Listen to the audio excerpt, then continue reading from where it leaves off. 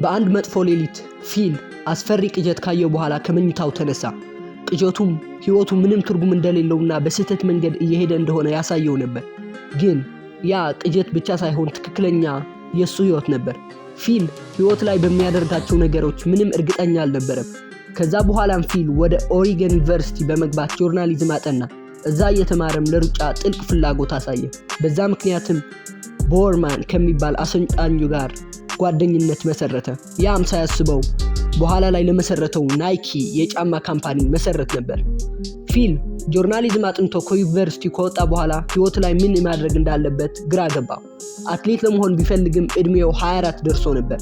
ስለዚህ አትሌት የመሆን ህልሙ እንደማይሳካ ተረዳ። እናም ያኔ ነበር ወደ ትክክለኛው መንገድ የገባው፣ ወደ ራሱ መንገድ። ስለዚህ ስታንፎርድ ዩኒቨርሲቲ ላይ ቢዝነስ ለመማርና የራሱን ቢዝነስ ለመመስረት አሰበ። ይህ ሐሳብም ናይኪ የሚባለውን የዓለማችን ትልቅ ብራንድ ለመመስረትና ትልቅ ቢዝነስማን ለመሆን አስችሎታል። ግን እንዴት? የዚህን ጥያቄ መልስ ለማግኘትና ስለ ናይኪ የማታውቁትን ነገሮች ለማወቅ ሰብስክራይብ እና ላይክ በማድረግ ለሚቀጥሉት ደቂቃዎች አብራችሁ ቆዩ። ታሪኩ የሚጀምረው ፊል ለቢዝነስ ክላሱ ፕሬዘንቴሽን ሲዘጋጅ ነው። ፊል ለቢዝነስ ክላሱ ያሰበው የቢዝነስ ፕሬዘንቴሽን ሐሳብም የጃፓን የመሮጫ ጫማዎችን በርካሽ አምጥቶ አሜሪካ ላይ በውድ ዋጋ መሸጥ ነበር። ሐሳቡም ክላሱ ላይ በተማሪዎችና በመምህሩ አልተወደደም ነበር። ለጓደኞቹ ሲነግራቸውም ብዙም ትኩረት አልሰጡትም ነበር። ግን ፊል በራሱ ሐሳብ ይተማመን ነበር። ፊል ዩኒቨርሲቲ ላይ ተመርቆ ከወጣ በኋላ ከቤተሰቦቹ ጋር መኖር ጀመረ። ያም ደግሞ ህይወቱ ምንም ትርጉም እንደሌለውና ምንም የሚረባ ነገር እያደረገ እንዳልሆነ እንዲሰማው አደረገው።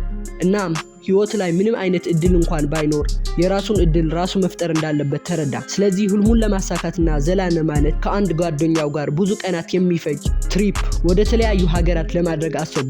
በዛም ምክንያት እንደነ ፓሪስ፣ በርሊን፣ ሮም፣ የኤሽያ ሀገራትና ግሪክ ላይ የሚገኘውን የአንቴና ናይኪ ቤተ መቅደስ ለመጎብኘት ችለዋል።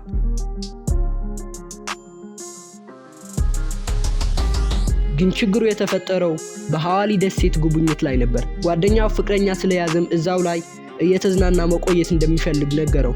ፊል ግን መንገዱንና ህልሙን ያውቅ ስለነበር ጓደኛውን ተሰናብቶ ህልሙን ለማሳካት ጉዞውን ቀጠለ። እናም በ1962 ወደ ጃፓን ኮቤ ከተማ በመሄድ ሐሳቡን የሚያሳካበትን መንገድ መፈለግ ጀመረ። በአጋጣሚም በመንገዱ ላይ አንድ ጫማ አይኑ ላይ ገባ። የጫማው ብራንድ ታይገር የሚባል ሲሆን የሚያመርተው ካምፓኒ ስምም ኦኒትሱካ የሚባል ነበር። ጫማውም እንዳሰበው ጥሩ ኳሊቲ ያለውና ርካሽ ነበር። እናም ወደ ጫማዎቹ ባለቤት በመደወል ለማነጋገር ቀጠሮ ያዘ። ቀጠሮው ላይም ሱፍ ለብሶና ሃው ቱ ዱ ቢዝነስ ዊዝ ዘ ጃፓኒስ የሚል መጽሐፍ አንብቦ ተገኘ። ራሱንም አሜሪካው ጫማ አከፋፋይ እንደሆነ አድርጎ አስተዋወቀ። ካምፓኒውም እየጠበቀው የነበረው አይነት ሰው ስለሆነ ለመግባባት ብዙ ጊዜ አልፈጀባቸውም። ግን በውይይት መሃል ላይ አንድ ሰራተኛ አንድ ጥያቄ አቀረበ። የመጣህበት ካምፓኒ ስም ምን ይባላል የሚል ጥያቄ ነበር። ፊልም ትንሽ ካሰበና ካስተነተነ በኋላ የመጣሁት ብሉ ሪበን የጫማ ካምፓኒ ወክዬ ነው አለ። እውነታው ግን ምንም አይነት ካምፓኒና የካምፓኒ ስም አልነበረውም። እናም ተስማሙ። እነሱ ጫማ ለማቅረብ፣ እሱ ደግሞ አሜሪካ ላይ ዋና አከፋፋይ ሆኖ ለመስራት።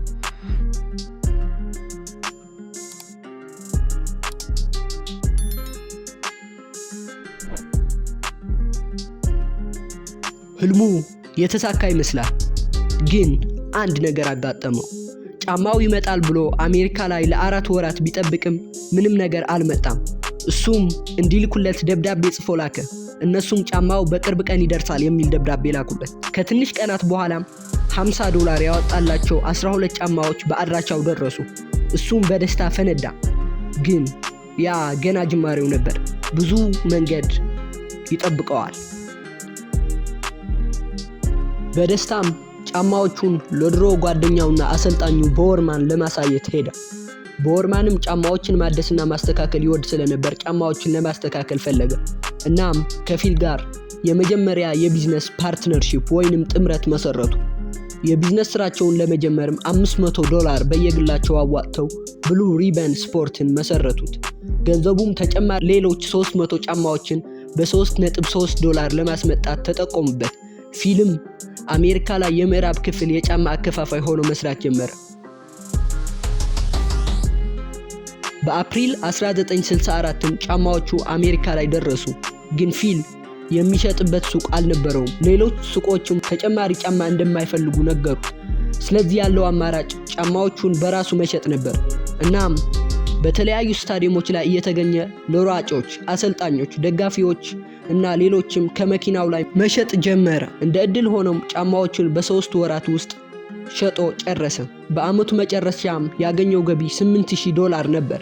በዛም ከጓደኛው ቦወርማን ጋር ሆኖ ያስተካከሉትን የጫማ ዲዛይን ልከው በዛ ዲዛይን ተጨማሪ 900 ጫማዎችን አዘዙ።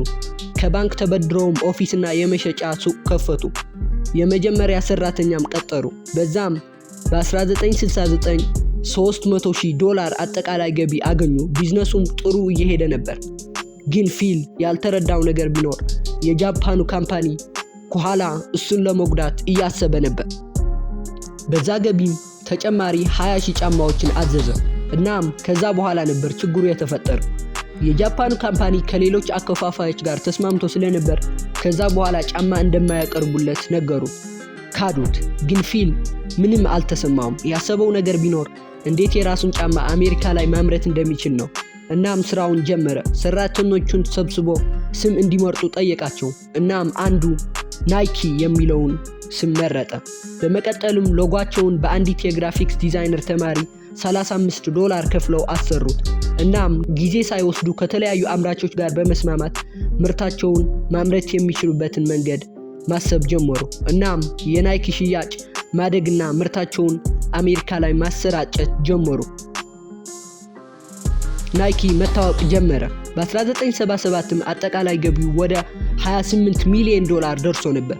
እናም ሁሉንም ገቢውን ደግሞ ኢንቨስት እያደረገ መቀጠል ጀመረ። እናም በዛ ምክንያት ታዋቂና የፋሽን መግለጫ ጫማ መሆን ጀመረ።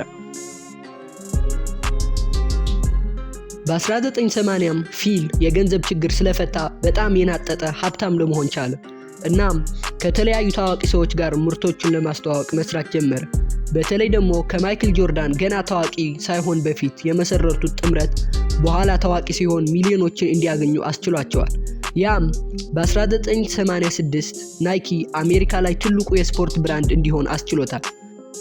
ሌላው አስገራሚው ነገርም ጀስት ዱ ኢት የሚለው ማስታወቂያቸው ነው። ለዚህ ማስታወቂያም በ1988 አንድ የ80 ዓመት አዛውንት 17 ማይሎችን ሲሮጥና በ1995 አንድ በኤችአይቪ ፖዚቲቭ የሆነ ሯጭን ተጠቅመዋል። ዋና ዓላማውም ሁሉም ሰው ሁሉን ነገር እንደሚችል ለማሳየትና በዛውም ብራንዳቸውን ለማስተዋወቅ ነው። አሁን ላይ ናይኪ ቢሊዮን ዶላሮችን የሚያወጣ ብራንድ ሲሆን መስራቹ ፊልም ከዛ አስፈሪው ቅጀቱ ነቅቶ ትልቅ ባለሀብት ለመሆን ችሏል። የሱ ታሪክ የሚያስተምረን ነገር ቢኖርም ማንም ከምንም ተነስቶ ትልቅ ደረጃ ላይ መድረስ እንደሚችል ነው። እናም አንድ ተጨማሪ ነገር ያስተምረናል። እሱም ስኬት ከአንድ እርምጃ ይጀምራል የሚለው ነው።